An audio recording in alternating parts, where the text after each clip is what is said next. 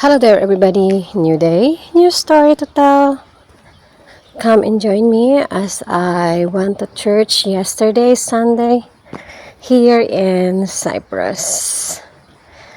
Ngayong araw po ay ipapakita ko sa inyo kung gaano ka bait ang Panginoon sa atin. Lagi nating isaisip na ang Panginoon ay andyan lagi.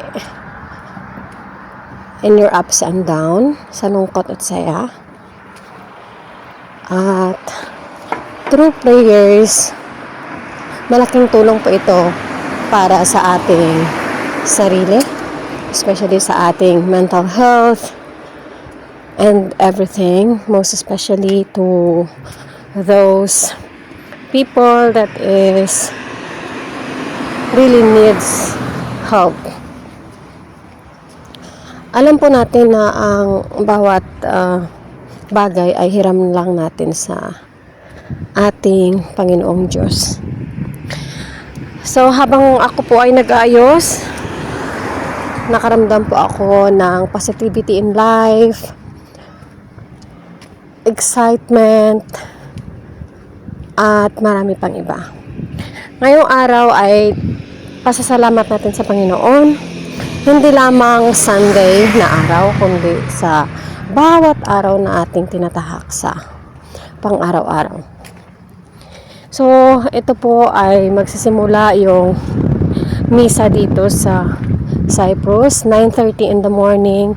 So, nagising po ako ng 8:30 and habang nag-aayos is nagkaroon na din na po ako ng plano kung ano po ang aking bibilhin pagdating ko doon. So, mag-uumpisa siya ng 9:30. Pinick up na po ako ni Kuya Joseph. Si Kuya Joseph po ay always one call away kung sino po ang magpapasundo kahit saan man.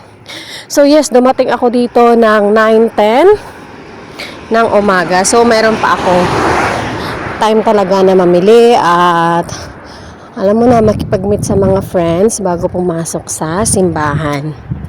So, una-una kong nakita itong labanos na naman. Paborito po namin ito sa aming bahay. So, bumili ako. Nasa 2 euro lang siya. So, kung i-convert mo into peso, talagang 160 lang. 4 na piraso. Malalaki na siya. So, after nyan, bumili na rin ako ng pork barbecue, fried siomai, at tinapay. Bumili na rin po pala ako ng pata dahil paborito ko po ito. And then after nito is nag-usap-usap ako sa mga kaibigan ko, mga Pilipino. Napakaraming Pilipino tuwing Sunday kasi dito sa Cyprus yung kanilang day off ay talagang Sunday. So, yung homily ngayon napakaganda dahil through prayers. And paano ka ba magpipray and hanggang kailan ka magpipray. So, gagawin po natin itong araw-araw at talaga maghanap tayo ng time para sa Panginoon. So, yes, that's it for today. Bye!